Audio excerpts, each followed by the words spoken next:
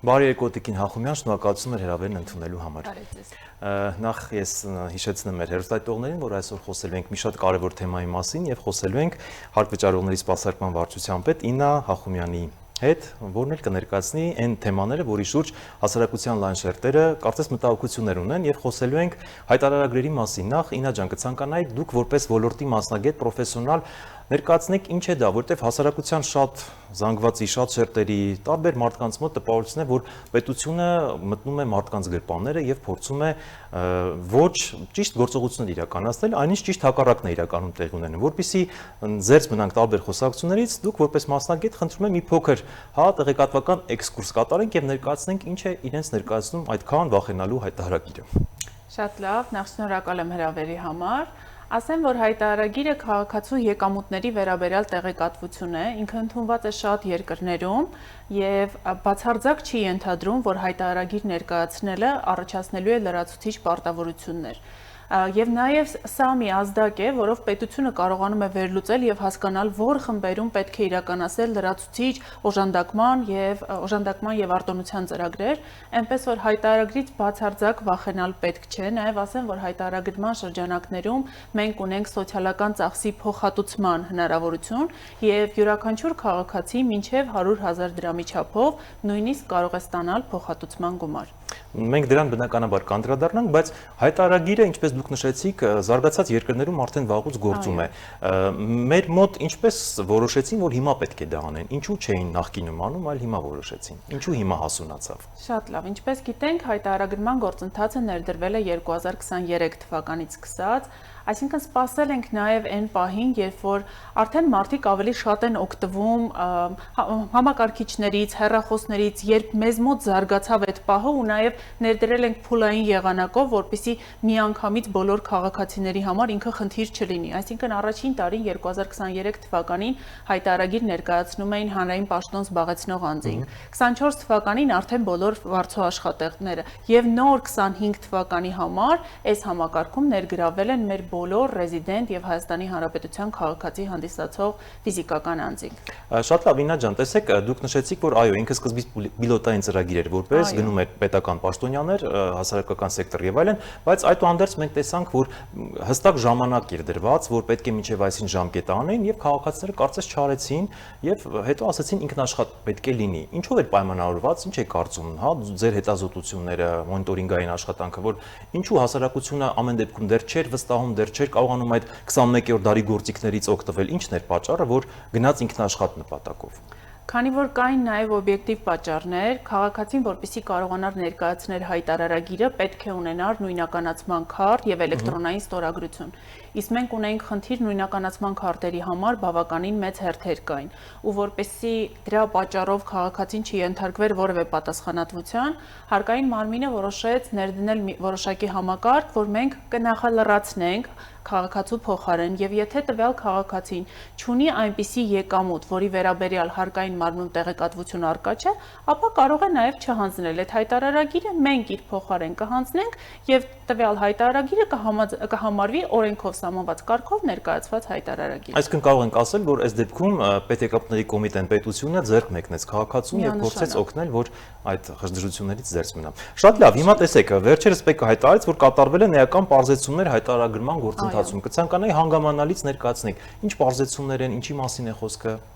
Այո, բավականին պարզեցվել է համակարգը, տեսեք, նախորդ տարիներին հաշվի առնելով քաղաքացիների կողմից բարձրաձայնված խնդիրները եւ հայտարարագիր ներկայացնելու հետ կապված դժվարությունները, այժմ սահմանվել են որոշակի եկամուտների տեսակներ, որոնց մասով քաղաքացին նույնիսկ կարող է դրանք չհայտարարագրել։ Օրինակ, ստացված վարկի գումարները, գործուղման ծախսերը կամ ընտանիքի անդամների միջև կատարվող փոխանցումները։ Դրանք կլինեն նվիրատվության կամ ժառանգության գործարքներ, իդեպ նաև ասեմ, որ ընտանիքի անդամների շրջանակն էլ բավականին լայն է այս դեպքում, ծնող, ամուսին, զավակ, քույր, եղբայր, տատ, պապ, թոռ, այսինքն բոլոր այս դեպքերում, երբ ընտանիքի անդամները իրար փոխանցումներ են կատարում, չհարկվող գործարքների մասին է բնականաբար խոսքը, նվիրատվության օրինակ գործարք, անկախ գումարի չափից այդ գումարները կարող են առհասարակ չհայտարարագրել։ Նաև որոշակի շեմեր են սահմանվել, օրինակ որոշակի եկամուտների դեպքում արդեն ընտանիքի անդամներից դուրս։ Եթե կատարվում է նվիրատվության գործարք կամ գույքի օտարումից ստացված եկամուտ կամ ստացված փոխառության գումար, եթե միանվագ գործարքի արժեքը 1 միլիոն դրամը չի գերազանցում, այս դեպքում եւս քաղաքացիները կարող են այս գումարը չհայտարարագրել։ Այս փոփոխություններով համակարգը բավականին պարզեցվել է եւ հայտարարագրման լրացումը դարձել է շատ ավելի հեշտ։ Տեսեք, այն ժամանակ, երբ որ նոր էր այս ամենը, այնտեղ իրազեկում էին, որ նվիրատվությունը, ինչպես դուք նշեցիք, ենթադրենք մեր հասարակության շերտերը, լայն շերտերը սիրում են, չէ՞, մի քիչ խոհանոցային զրույցներ, որ հատկապես երբ որ մարդ ինչ-որ միջոցառում է արել, ենթադրենք, իբրև թե հարսանիք է արել, նվեր է ստացել եւ այդտեղից պետք է հարկեն։ Այսինքն այդ նվերը այլևս չի հարկվում, այդ նվերը այլևս, եթե 1 միլիոնը չի գերազանցում, իրենք կարող են չհայտարարվել եւ այլն։ Մի փոքր ավելի, հա, սենց բարձրացնենք։ Տեսեք, նվիրատվությունը այսպես թե այնպես երբևէ չի հարկվել։ Այստեղ ուղղակի խնդիրը հայտարարագրել եւ չհայտարարագրելու մեջ էր։ Բայց որpիսի քաղաքացիները անհանգստություն չունենային, արդյոք այդ բոլոր նվիրատվության գործարքները իրենք պիտի իրենց մոտ նշեն, որpիսի հիշեն եւ արդյոք միևնույն է այդ մտավախությունը քաղաքացիների մոտ կա, որ որևէ գումար հայտարարագրելու դեպքում կարող է առաջանալ լրացուցիչ պարտավորություն, մենք այս մասը շատ ավելի պարզեցրեցինք։ Ասեցինք, եթե միանվագ այդ նվերի արժեքը գումարային տեսքով կլինի, թե գույքի տեսքով կլինի, 1 միլիոն դրամը չգերազանցի, առհասարակ իրավունք ունեք չհայտարարագրելու, բայց եթե այնպես կստացվի, որ միանվագ գործարքի արժեքը 1 միլիոն դրամը կգերազանցի, այստեղ քաղաքացին միայն պարտավորություն ունի գումարը հայտարարագրելու, բայց լրացուցիչ հարկ միևնույն է չի առաջանալու անկախ գումարի չափից։ Շատ լավ, Ինա ջան, տեսեք, դուք ասացիք, որ այո, շատերը իրազեկված չեն։ Հիմա նաև դուք սկսել եք իրազեկման լուրջ աշխատանքներ իրականացնել։ Այս մասով ինչ է արվում, ինչպես է արվում, լայնամասշտաբ աշխատանք է դա իրենից ենթադրում բնականաբար, ինչպես եք, հա, այդ գործիքները ինչպես եք կիրառելու։ Մի փոքր այս մասով, լավ։ Մենք իրազեկումներ իրականացնում ենք տարբեր ձևաչափերով։ Այժմ իրականացնում ենք մեծ իրազեկումների արշավ ենք սկսում եւ գնալու ենք Հայաստանի Հանրապետության բոլոր մարզերով։ Այնտեղ համապատասխան դահլիճներում, իդեպ ասեմ, որ այս հանդիպումների վայրի, օրվա եւ ժամի վերաբերյալ տեղեկատվությունը առկա է ՊԵԿ պաշտոնական ինտերնետային կայքեջում, ինչպես նաեւ Facebook-յան եւ Telegram-յան հարթակներում, այնպես որ քաղաքացիները կարող են ծանոթանալ մեր ժամանակացույցին։ Առաջնահերթ գնալու ենք բոլոր մարզերով, մանրամասն քաղաքացիներին կփորձենք տեղեկացնենք հայտարարագրման գործընթացը, իրականացված բարեփոխումները, նաև հնարավորության դեպքում տեղում կաջակցենք քաղաքացիներին, որպեսզի կարողանան լրացնել իրենց հայտարարագրերը։ Սա մեկ ձևաչափ։ Ունենք նաև այսպիսի ձևաչափ, որ 50 եւ ավել աշխատակից ունեցող կազմակերպություններին առաջարկում ենք, որպեսզի իրենց համար իրազեկումը իրականացվի առցանց կամ հենց կազմակերպության տարածքում։ Այսինքն աշխատակիցները հենց տեղում կարող են բարձրաձայնել իրենց հարցերը, ստանալ պատասխանները եւ այլևս ստիպված չեն լինի այցելել սպասարկման սրահներ։ Միաժամանակ այս բոլոր ձևաչափերից բացի ապրիլ ամսից նախատեսում ենք նաև Երևան քաղաքում մեր այն դահլիճներում, որոնք որ կահավորված են համապատասխան համակարգիչներով, էլի քաղաքացիները կարող են գրանցվել, նրանք ովքեր արդեն ունեն ակտիվացված էլեկտրոնային ստորագրություն, բջջային ստորագրության մասին է խոսքը, տեղում գալ եւ համակարգչով լրացնել հայտարարագիրը, մեր աշխատակիցներն էլ կպատասխանեն հարցերին եւ կօգնեն, որպեսզի առանց խնդիրների քաղաքացին կարողանա հանձնել իր հայտարարությունը։ Իհարկե հրաշալի նախաձեռնություն եք, հա, մշակել եւ հուսով եմ արդյունքը լավ կլինի, բայց նաեւ մենք այստեղ մի փոքր խնդիր էլ ունենք, նույնիսկ վերջերս աշխատանքի եւ սոցիալական հարցերի նախարարությունը նշեց, որ դեռ մինչ այս պահը կենսաթոշակների մասով, հա, այդ անկախնիկի հետ կապված խնդիրներ կային, այսինքն կենսաթոշակ ստացող մարդիկ, հարցս դրա մասին են, այ որ այն մարդիկ, որոնք թոշակառու են, նրանք նույնպես պետք է հայտարարագրեն, բայց նույնիսկ այն մարդիկ, որոնք 80, 70 եւ ավել տարիքի են, չեն կարողանում այդ հմտություններից օգտվել, քարտից եւ այլն։ Նրանց դեպքում ո՞նց են անելու, ինչպես է լինելու։ Այս մասով էլ, հա, շատ խոցելի մաս է ու շատ կարեւոր, այս մասով էլ խնդրեմ տեղեկատվություն ներկայացրեք։ Շատ լավ, անպայման, շատ ճիշտ հարց եք տալիս։ Տեսեք, այն քաղաքացին, ով ստանում է միայն կենսաթոշակ, ես ասեմ, որ նաև կենսաթոշակի վերաբերյալ տեղեկատվությունը հարկային մարմնում առկա է։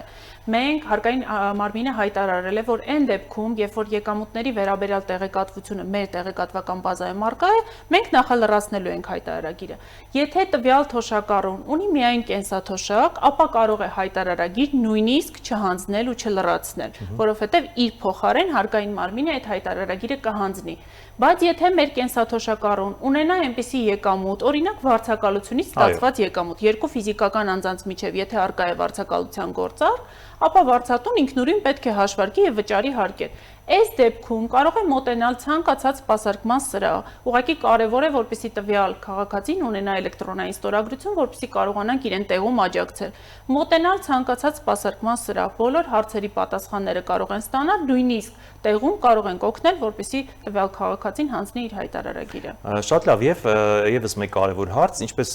թողարկման սկզբում նշեցիք,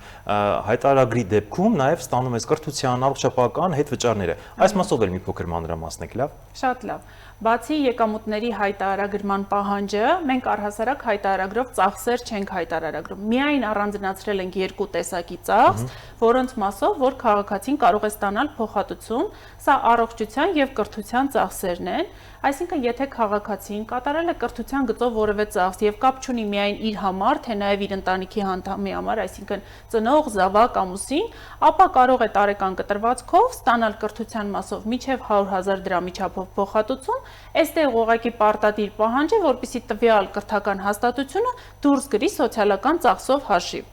Եվ մյուսը առողջության մասով, եթե տվյալ քաղաքացին ձեռք է բերել առողջության ապահովագրության փաթեթ, էլի կապ չունի թե իր համար, թե նաև ընտանիքի անդամի համար, կամ օգտվել է ատամնաբուժական ծառայությունից, եւ այս դեպքում էլ, եթե դուրս է գրվում սոցիալական ծախսով հաշիվ, ապա քաղաքացին մինչև 50,000 դրամի չափով կարող է ստանալ փոխհատուցում։ Շատ լավ, եւ փորձենք ամփոփել, Ինա ջան, ինչ է սպասվում առաջիկա ամիսներին կամ մինչև տարվա վերջ։ Գուցե ավելի նոր բարձրացումներ, ավելի նոր հմտություններ, հա, ինչ սպասենք։ Հնարավոր է, ես ասեմ, որ համակարգը 23 թվականից է ներդրվել ու այս 2-3 տարվա ընթացքում բավականին պարզեցվել է։ Մենք այս իրազեկման արշավներն էլ հենց իրականացնում ենք այն նպատակով, որպեսզի հասկանանք ինչ խնդիրներ են բարձրաձայնում քաղաքացիները, ինչով մենք կարող ենք իրենց օգնել կամ ինչ կարող ենք անել, որ իրենց համար հայտարարագրման գործընթացը ել ավելի պարզ լինի։ Հիմա կարծում եմ արդեն իսկ պարզեցված է, իրազեկումների ընթացքում կփորձենք հասկանալ, եթե լրացուցիչ խնդիրներ կլինեն, ապա կփորձենք նաև կարգավորել նշված խնդիրները։ Եվ վերջում ունեք բացառիկ հնարավորություն հենց ձեր խոսքը հղելու մեր հեռուստադիտողներին, ասելու, որ պետեկամուտների կոմիտեն բացառապես վախենալու մի կառույց չէ, այլ ուղղակի աջակցելու եւ պետությունը ավելի ամրացնելու համար է, խնդրեմ։ Շատ լավ, ես ուզում եմ նշել, հարգելի քաղաքացիներ, որ հայտարարագրման գործընթացից առհասարակ վախենալ պետք չի, գործընթացը բավականին պարզ է, գործընթացը նաև ձեզ հնարավորություն է տալու օգտվել որոշակի փոխհատուցումներից, ցանկացած հարցի դեպքում, ցանկացած պահի կարող եք դիմել սպասարկման բաժիններ, սպասարկման բաժինների աշխատակիցները սիրով կպատասխանեն ձեր բոլոր հարցերին եւ կօգնեն նաև լրացնել ձեր հայտարարագրերը։ Շնորհակալ եմ հանգամանալից ներկայացնելու համար եւ հյուրընկալվելու համար։ Ես էլ եմ շնորհակալ։